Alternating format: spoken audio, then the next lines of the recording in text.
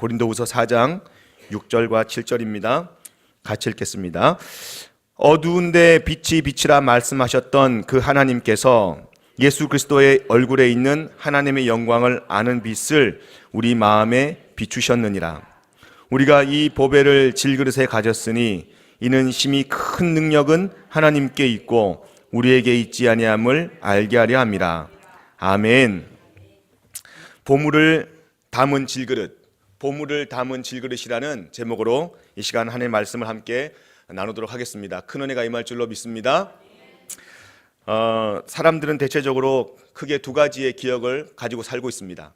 첫 번째는 좋은 기억을 가지고 살고 있고, 또 한 가지는 나쁜 기억을 가지고 살고 있습니다.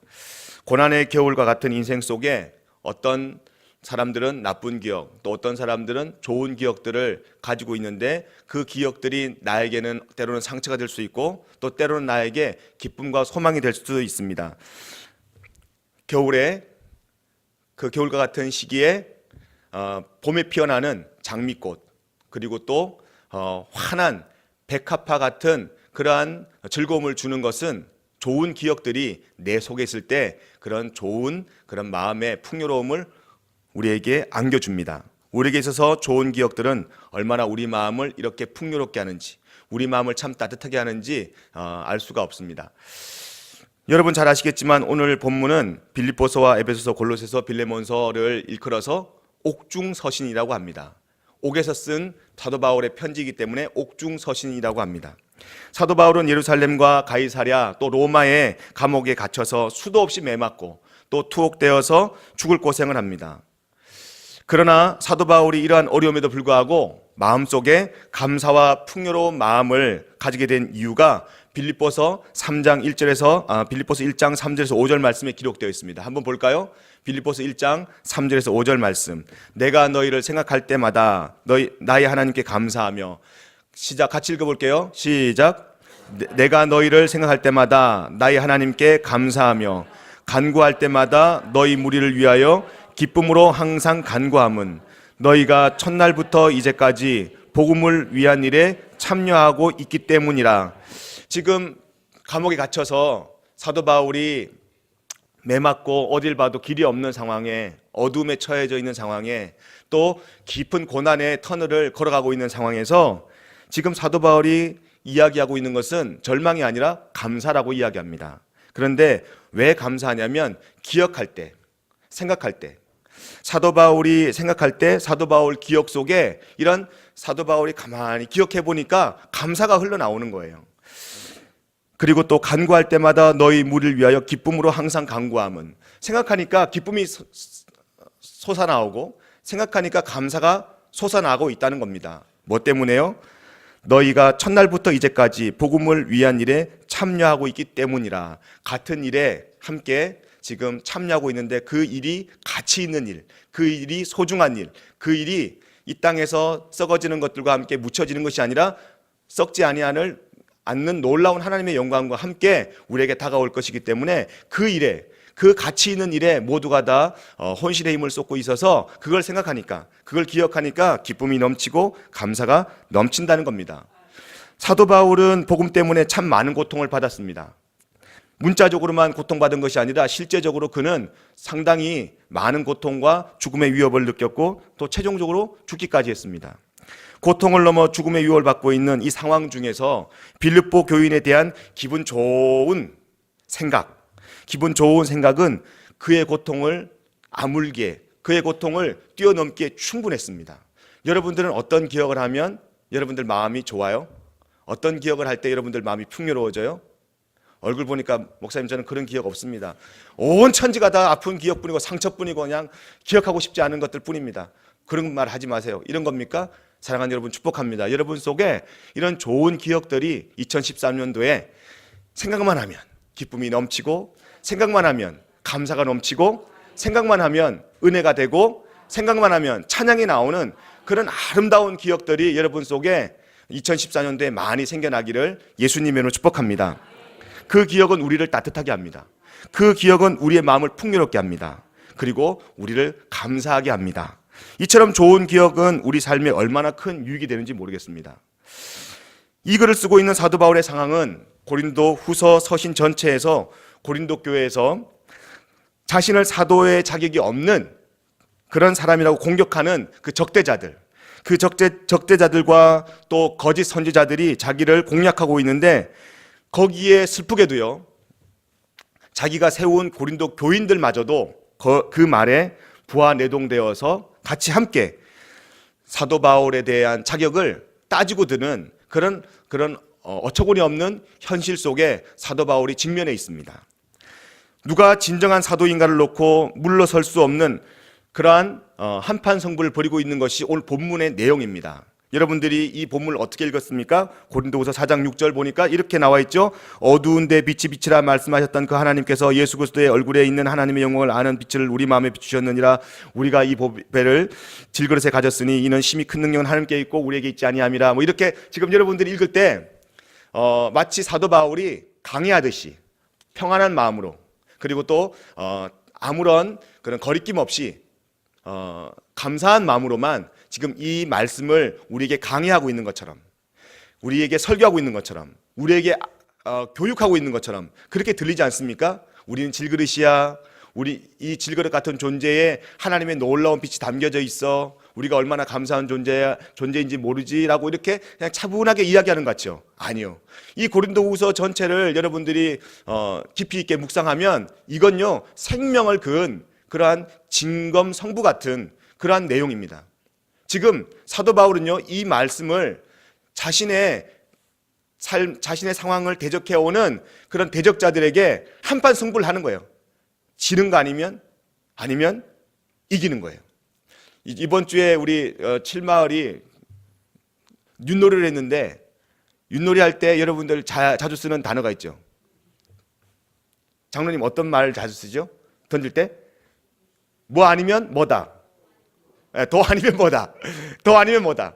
이거 지금 놔야 되는데 돌을 해서 잡던가 아니면 뭐로 해서 놔든가, 안 그러면 우리가 거리나 개 나오면 잡힐 수밖에 없어요. 마지막에. 그죠? 지금 그런 상황이에요. 막다른 골목에서 도 아니면 뭐다. 그러한 진짜 처절한 한판 승부를 앞에 두고 있는 그런 장면에서 사도 바울이 이야기하고 있는 겁니다.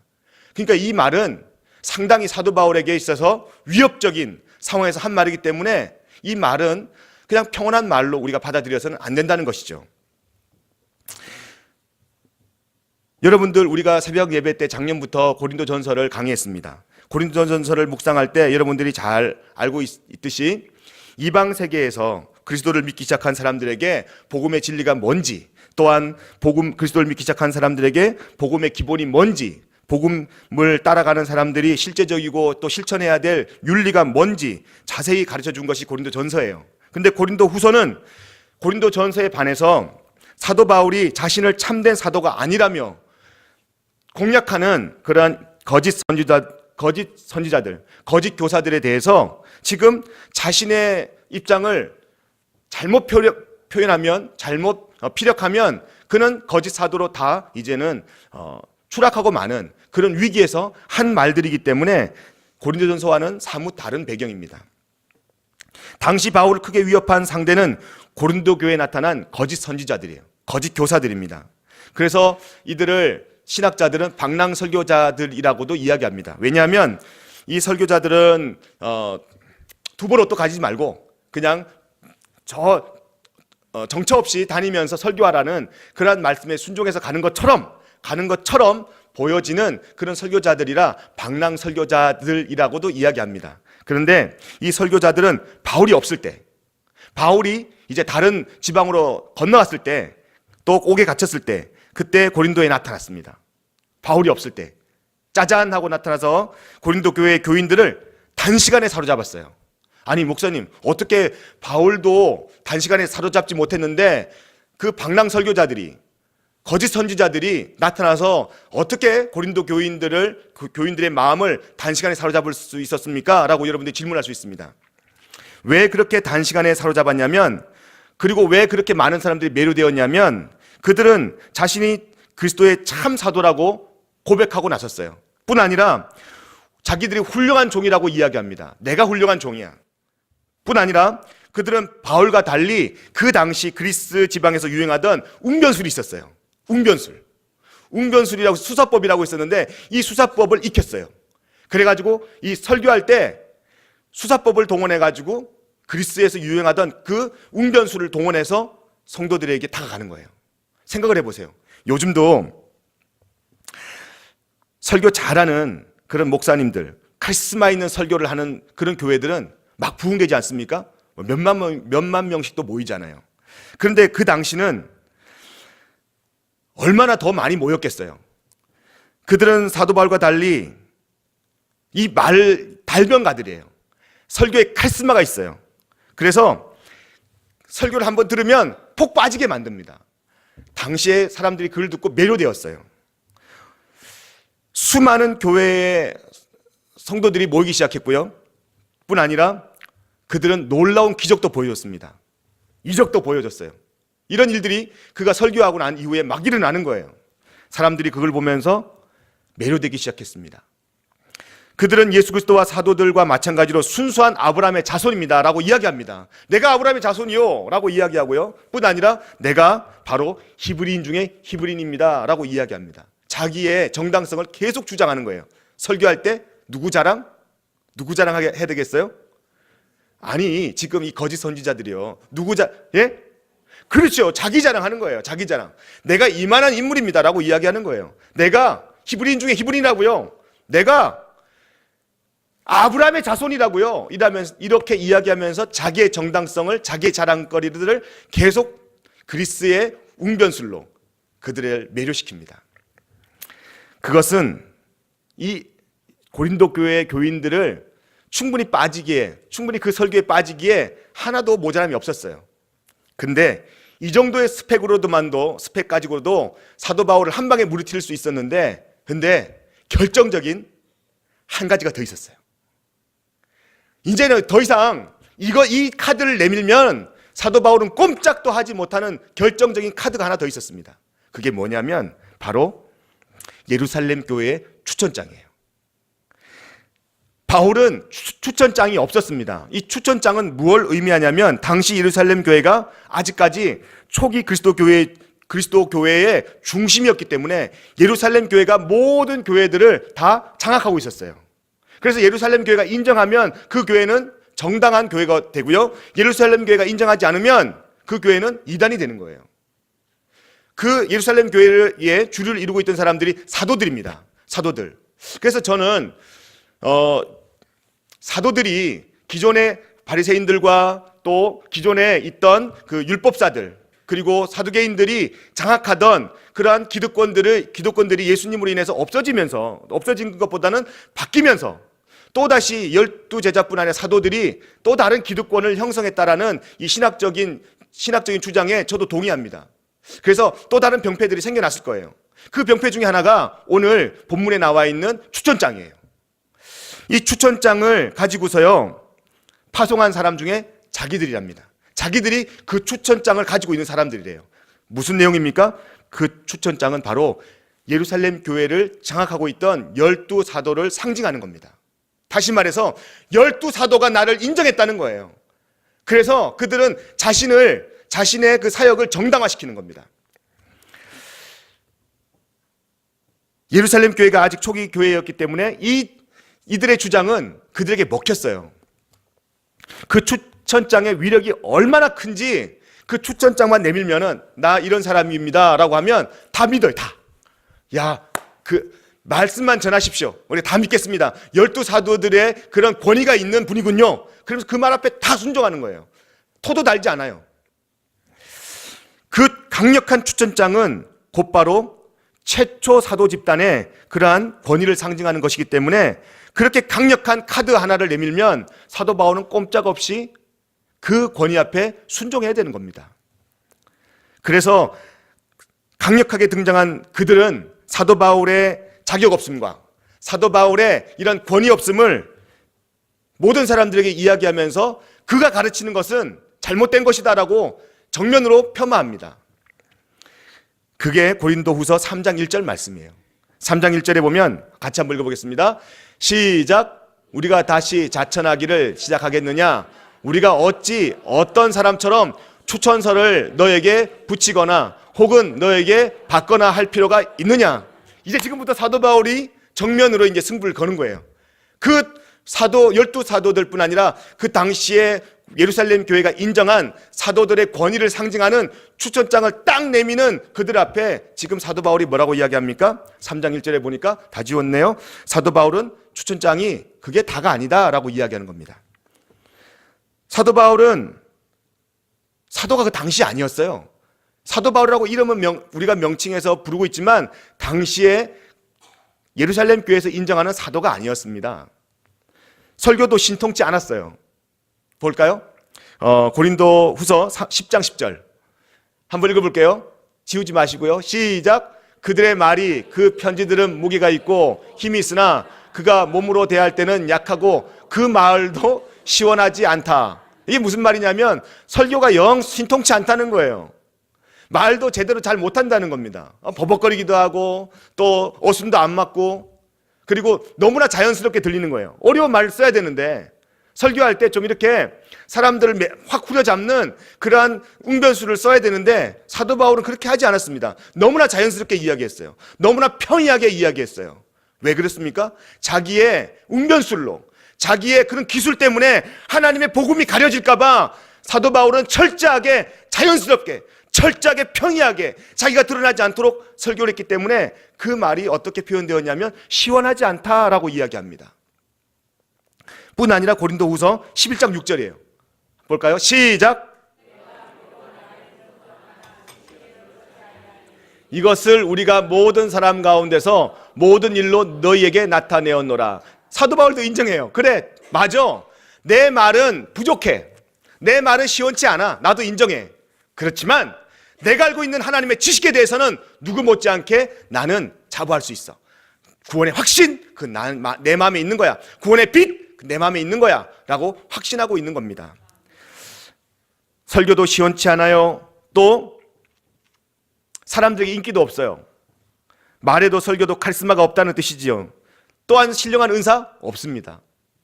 교인들과 대면할 때 사도 바울은 이 마음이 약한 사람이었나 봐요. 그래서 이 사람들하고 대화할 때는 이야기를 강하게 못해요. 그리고 난 다음에 나중에 멀리 떨어져서 사도 바울은 편지로 씁니다. 편지로.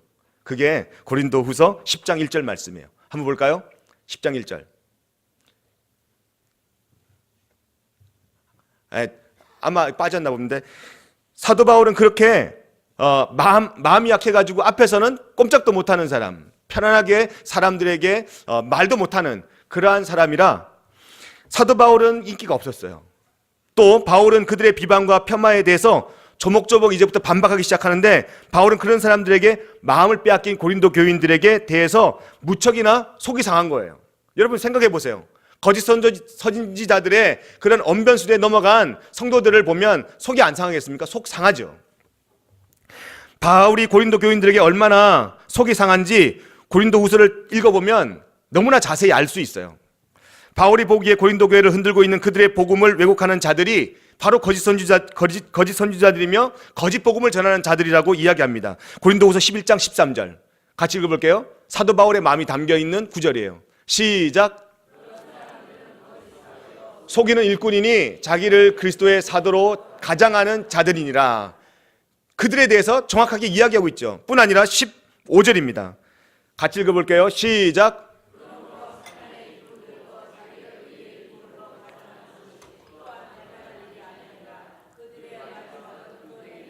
지우지 마시고요. 지금 사도 바울이 하고 있는 이 말은 다른 말로 표현하면 여러분 조금만 생각하면 거짓 선지자들에 대한 응징이 아니라 예루살렘 교회가 인정한, 다시 말해서 예루살렘 교회가 추천한 그 추천장에 대한 응징이고요. 그리고 도발이에요.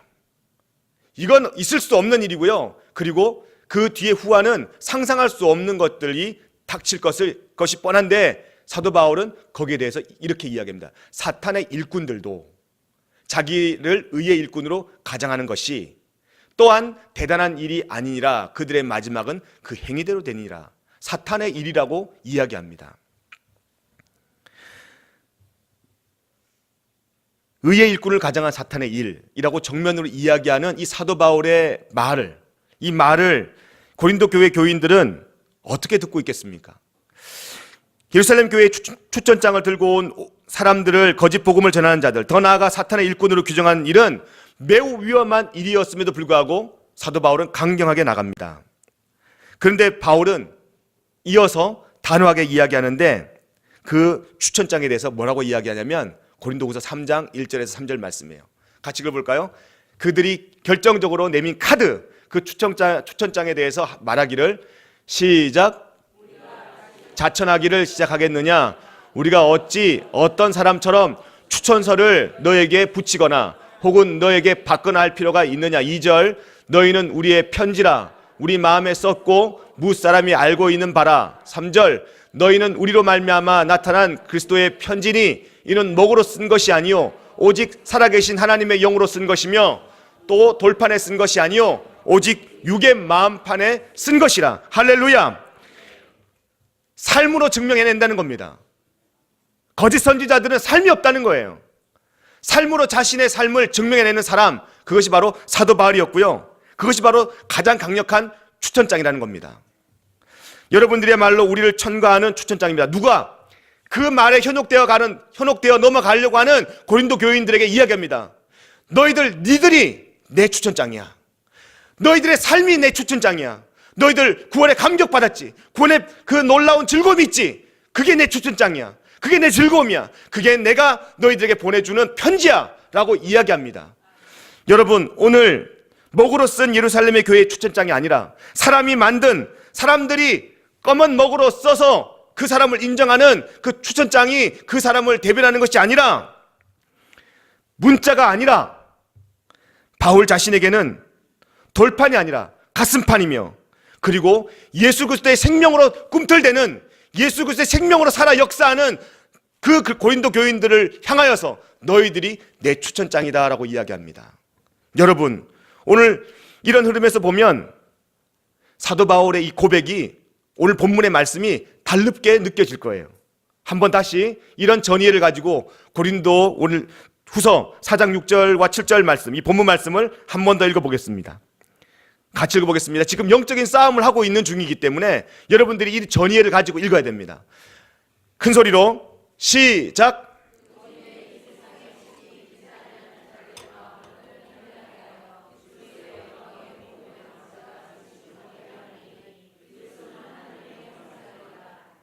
5절, 6절입니다. 6절 4장 6절이요. 4장 6절. 어두운 데서 시작. 어두운 데에 빛이 비치라 말씀하셨던 그 하나님께서 예수 그리스도의 얼굴에 있는 하나님의 영광을 아는 빛을 우리 마음에 비추셨느니라. 지우지 마세요. 어두운 데 빛이 비치라 말씀하셨던 그 하나님께서 예수 그리스도의 얼굴에 있는 하나님의 영광을 누구의 마음에 비췄다고요? 우리 마음에 비쳤다고요.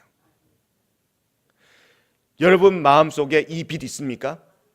이 빛 있어야 우리가 제대로 된 크리스찬이 되는 줄로 믿습니다. 7절의 말씀입니다. 우리가 이 보배를 시작. 질그릇에 가졌으니 이는 심히 큰 능력은 하나님께 있고 우리에게 있지 아니함을 알게 하려 함이라. 아멘. 지우지 마세요. 우리는 그 빛 곧 보물을 간직한 질그릇 뿌리라는 거예요. 그 빛을 우리가 담고 있는 깨어지기 쉬운 질그릇 같은 존재가 우리라는 거예요. 우리가 잘난 것 아니에요. 우리가 똑똑한 거 아니에요. 우리가 능력 있는 거 아니에요. 우리가 자격 있는 거 아니에요. 우리는 그냥 질그릇 같은 존재라는 거예요. 우리가 이렇게 우리의 존재로 살아갈 수 있는 유일한 길은 예수 그리스도의 빛이 우리 마음에 비추기 때문에 우리가 이렇게 지금 존재하고 있는 겁니다. 우리가 살고 있는 거예요. 우리가 잘나서 수요일 날 나온 줄 아세요? 아니에요. 제가 잘나서 이렇게 말씀 전하는 줄 아세요? 아니에요. 이 말씀은 지금 저에게 하는 겁니다. 저에게. 사랑하는 여러분, 그 능력이, 그 은혜가, 그 소망이 내 것이 아니라는 거예요. 내 것이 아니라 하나님의 것이라는 것은, 이 명징한 주장은 사도 바울에서 끝나는 것이 아니라 오늘 우리에게도 주장되어야 될 줄로 믿습니다. 이 놀라운 한방, 이 한방으로 그들의 추천장을 아주 무력하게 만들어버렸어요. 권투로 말하면 한 방에 그냥 KO시켜버린 거예요. 위대한 사도든 아니든 우리는 단지 질그릇 같은 존재라는 거예요. 사도 바울이 늘 그런 마음을 가졌어요. 나는 질그릇 같은 존재야. 하나님의 은혜를 알면 알수록 내가 보배가 아니라, 내가 보물이 아니라 나는 죄인 중에 괴수입니다. 질그릇을 발견하는 것이 하나님의 은혜인 줄로 믿습니다. 상대방들의 자랑거리를, 상대방들의 그러한 자기 자랑을 한 방에 끝내버렸습니다. 너희들이 그렇게 잘났어? 너희들은 질그릇 같은 존재야. 사도들이 귀하면 얼마나 귀해? 그 사도들도 질그릇 같은 존재야. 왠지 아십니까? 예루살렘 교회를 장악하고 있던 사도들이 어느샌가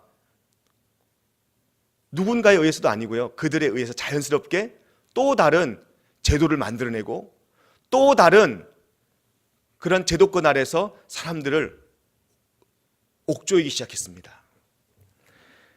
그래서 사도 바울은 아무것도 내세우지 않았습니다. 그런 자랑할 것이 있다면 그것은 뭐라고 이야기해요? 내 약점이다. 내 약점이 자랑거리다 라고 이야기합니다. 누가 자기 약점을 자랑거리로 삼겠습니까? 바울이 보기에 진정한 사도인가 아닌가는 얼마나 깊이 예수 그리스도의 고난에 참여하고 있는가에 달려있다라고 이야기합니다. 너가 정말 예수 그리스도의 고난에 참여하고 있어? 그러면 너는 질그릇 맞아. 근데 예수 그리스도의 고난에 전혀 상관없는 삶을 살아가고 있음에도 불구하고 자기가 빗된 삶을 살고 있다고 착각하는 자들, 그 자들에 대해서 오늘 사도 바울은 일침을 가합니다. 너희가 예루살렘 교회의 추천장과 혈통을 자랑하고 있지? 그래. 신비한 체험과 영적 능력도 너희들의 그러한 사역을 증명해내고 있지? 그래. 좋은 말씀씨를 내세우고 있지? 그래. 하지만 너희는 그럼에도 불구하고 한낱 질그릇 같은 존재야. 질그릇이 나은들 얼마나 낫겠습니까? 질그릇이 깨끗하면 얼마나 깨끗하겠습니까? 그 당시에 흔하디 흔한 그릇이 바로 질그릇이었습니다.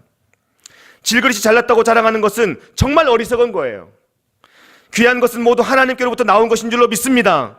그것을 깨닫지 못한 자들은 마음이 어두워진다고 이야기합니다. 그리스도의 영광과 선포하는 빛과 전혀 무관하게 살아가고 있다고 이야기합니다. 그게 고린도 후서 4장 4절 말씀이에요. 한번 볼까요? 시작.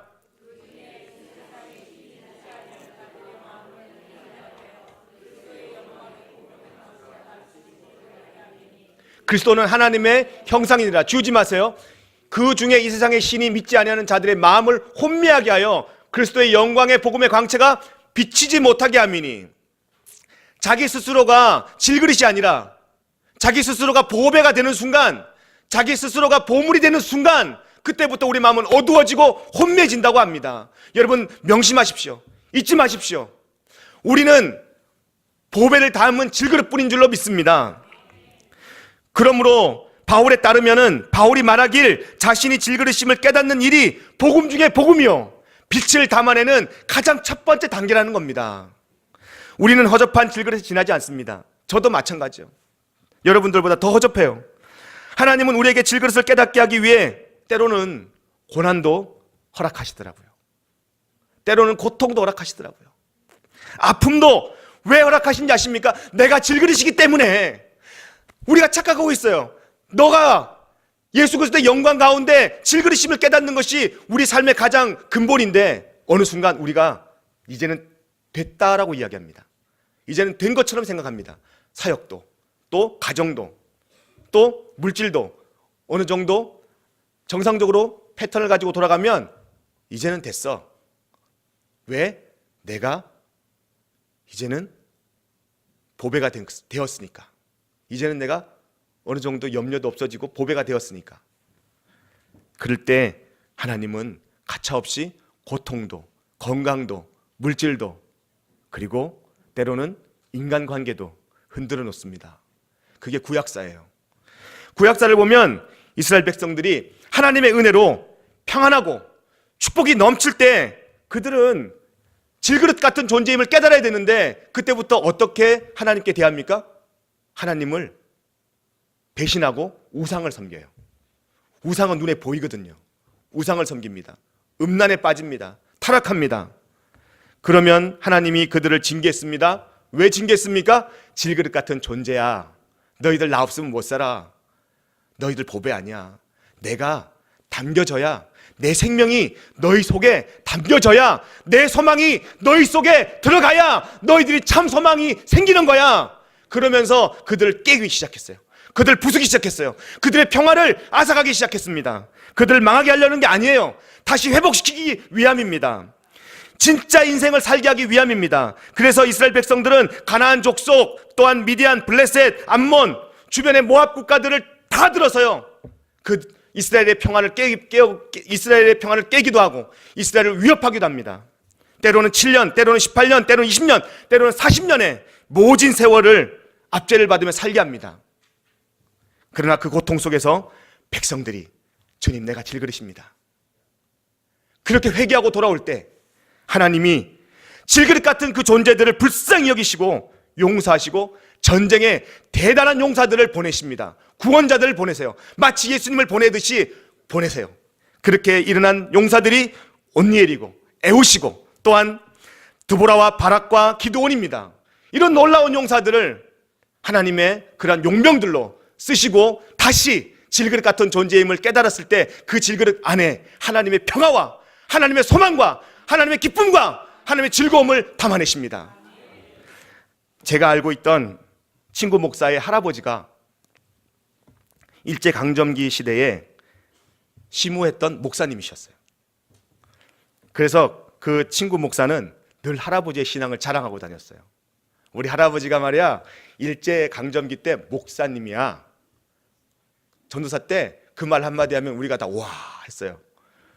그리고 또 하는 말, 우리 할아버지는 좀 더 목이 올라가더라고요. 우리 할아버지는 복음 전하다가 감옥 가셨어. 조금 더 목이 올라가더라고요. 투옥도 되셨어. 그래. 조금 더 목이 올라가면서 고문도 받았어. 그러더라고요. 그래서 우리는 점점 내려가죠. 그랬어. 야, 부럽다. 그런 귀한 조상을 두어서 부럽다. 저희들이 3년 동안 그 친구 전도사의 말에 주눅 들어가지고요, 그 친구가 나타나면 항상 먼저 야, 네가 신앙의 선배야, 친구지만 선배야, 그러면서요 밥도 먼저 먹게 하고요. 그리고 또 그 친구가 하는 말은 우리가 좀 이상하게 들려도 다 받아들였어요. 존경하니까. 그든 신앙의 명문 가문이니까 그 가문을 저는 굉장히 부럽고, 그리고 또 그 가문이 참 소중하게 느꼈습니다. 우리 모두가 다 도전받았어요. 야, 너 참 사역이 복되겠다, 야. 그렇게 우리가 칭찬도 해줬어요.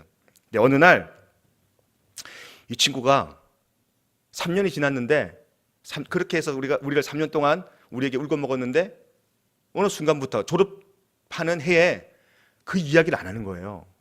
그러면서 얼굴에 수심이 가득 차서 한 달간을 말을 안 하더라고요. 우리가 물었어요. 명문 가문 왜 요즘 말 안 해? 할아버지 얘기 왜 요즘 뜸해? 계속해. 3년 동안 됐는데 우리 더 참아줄 수 있어. 아니, 평생 해도 돼. 그렇게 이야기했는데 이 친구가 한 날 자기가 식사 초대를 하더라고요. 돈을 잘 안 썼어요. 명문 가문이니까. 우리가 돈 썼어요. 돌아가면서 밥 사주고, 그리고 차 태워주고, 어디 가자 그러면 우리가 다 그냥 라이더 해주고 그랬어요. 근데 밥을 산대요. 야, 너 변화됐니? 그러면서 그 대전에 유명한 뷔페가 하나 있는데 우리가 돈 없어서 못 가는 뷔페가 있었어요. 그 뷔페로 가더라고요. 그 뷔페에서 에이, 마음껏 먹어. 야, 진짜 속으로 저는 다 먹고 난 다음에 우리가 사야 되는 줄 알았어요. 그래서 친구들끼리, 그 친구가 음식 들어갔을 때, 야, 얼마 있어? 돈 좀 내봐. 분명히 우리가 사야 돼. 지금 분위기 봐. 한 번에 다 몰아서 이제 우리한테 사라고 할 것 같아. 또 우리가 사야 되지 않겠냐? 저기는 명문 가문이잖아. 할아버지가 일제 강점 시기 때 목사님이셨는데 고문 받았잖아. 우리가 섬겨야 돼. 그러면서 돈을 거뒀어요. 그래서 한 4,000원 정도 모자라는데 4,000원만 내게 하자. 그래서 딱 거둬놨는데 이 친구가 그 식사 값을 계산하는 거예요. 그러면서 자기가 차도 사겠대요.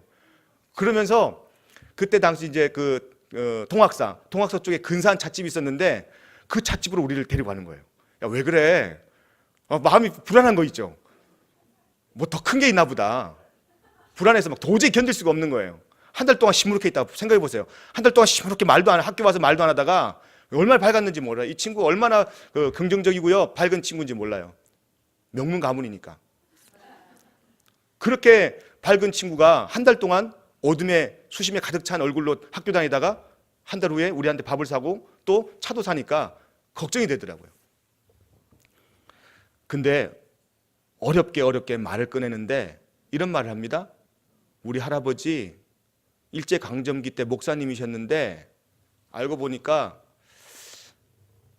복음 때문에 투옥되고 조금 더 내려가더라고요.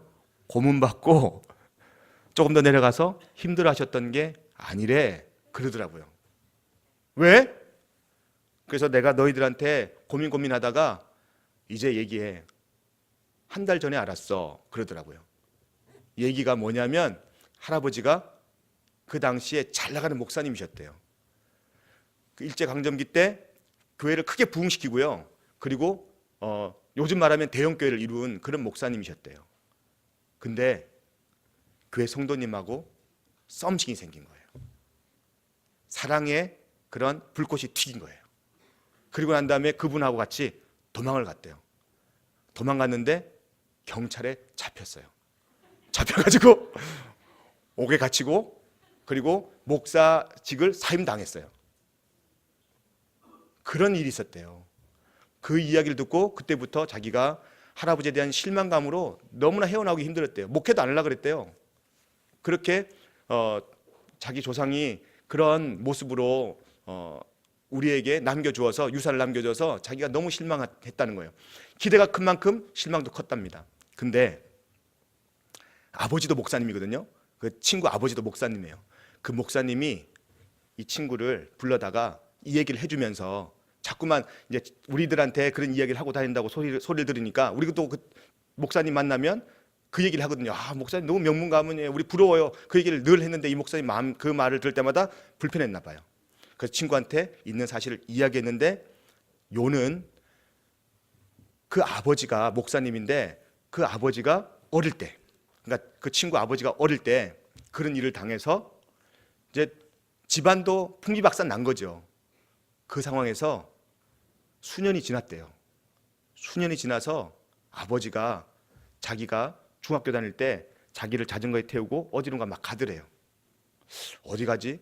왜냐하면 아버지와 아들 사이에 대화가 그때부터 단절됐거든요. 그 전부터 집안이 풍비박산 나면서 어디론가 계속 가더래요. 그러면서 자전거를 세워놓고 산속으로 또 한참을 올라갔대요. 한참을 올라갔는데 그곳이 도착한 곳이 뭐냐면 이곳저곳에서 손하고 얼굴하고 붕대를 칭칭 감은 한센병을 앓고 있는 환자들이 어디서 그렇게 많은지 갑자기 확 나오더래요. 분명히 숨어서 안 모였는데 갑자기 확 나오더래요. 그리고 난 다음에 이 아빠, 그 할아버지를 반기면서 막 오더래요. 그러면서 목사님 오셨다고 손을 붙잡고 또 같이 등실등 춤을 추고 예배를 드리고요. 그 이후에 또 이 목사님이 다 손수 붕대를 풀어서 이 아들은 중학교 다니는 아들은 기급을 한 거예요. 막 놀라가지고 그걸 처음 봤거든요. 기급을 했는데 막 한 걸음 두 걸음 물러서면서 아버지의 행동을 봤더니 아버지의 행동이 처음 하는 게 아니라 굉장히 친숙하더래요. 그리고 친밀하더래요.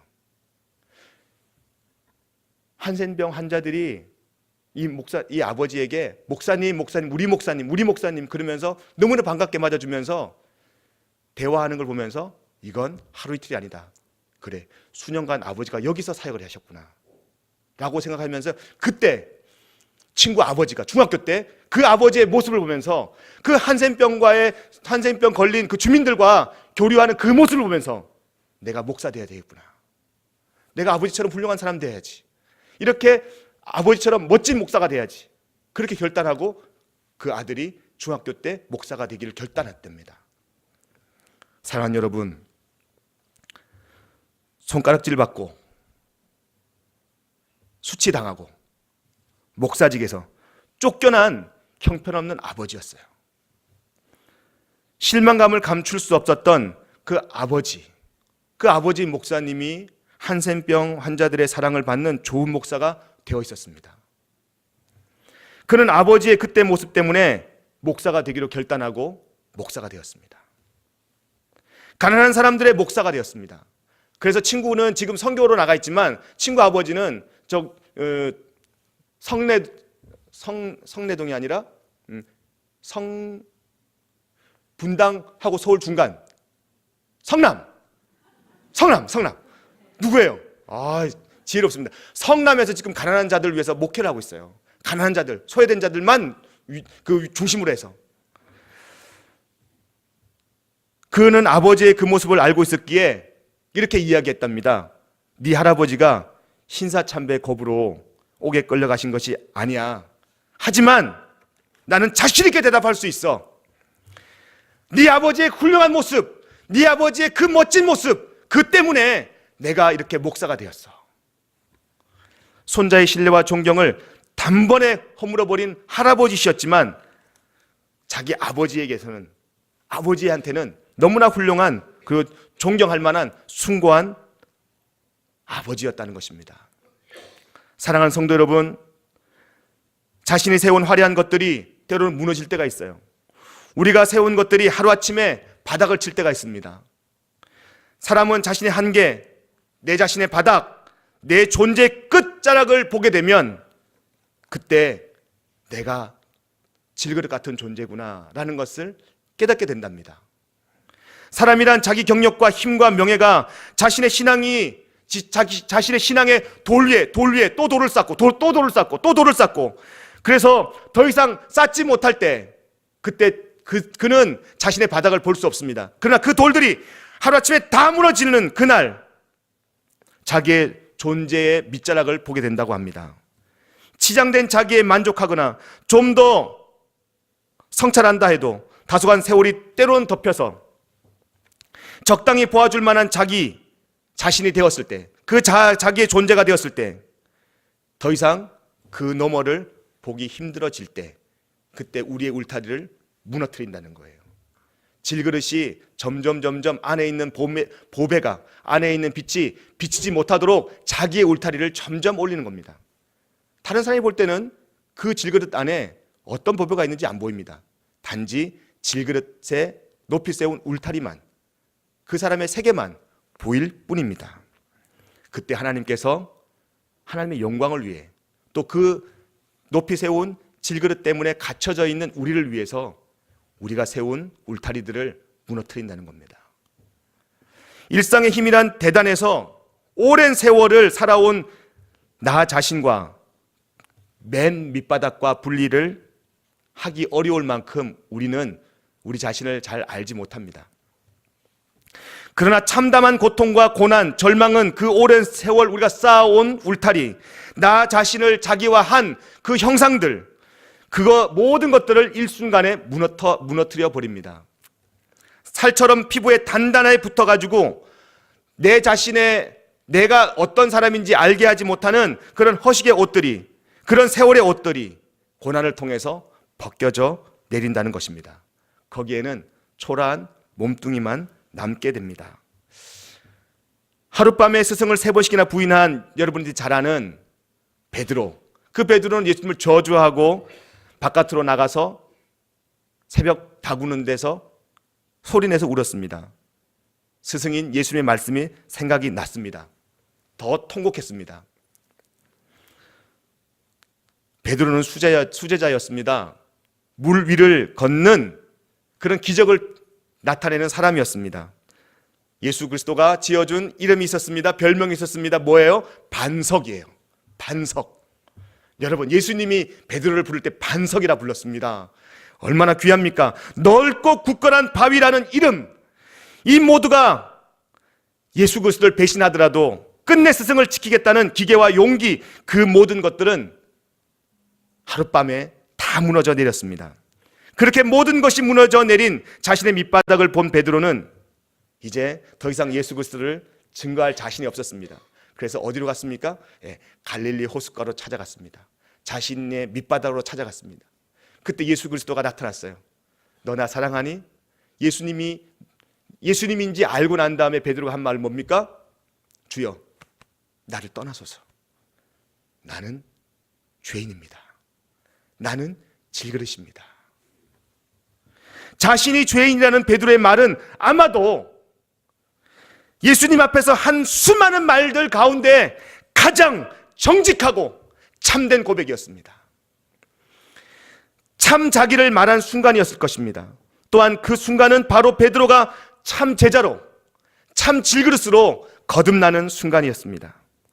아마도 한센병 환자들을 끌어안고 그 목사님, 그 사역을 했던 목사님은 자기가 목회를 잘하고 있을 때, 목회가 너무너무 평탄하여서 아무런 염려 없이 그렇게 세월을 보내고 있을 때 여자 성도와 눈이 맞아 불륜과 목사직 박탈과 옥살이와 사회적 몰락을 통하여서 자신이 완전히 무너지 내린 그곳에서 자기 자신의 존재를, 자기 존재의 바닥을 보고 예수님, 참 예수 그리스도의 빛을 발견하고 참 목회자의 길을 걸어가셨듯이 베드로 또한 자신의 존재의 밑바닥을 본 그 순간 예수님께서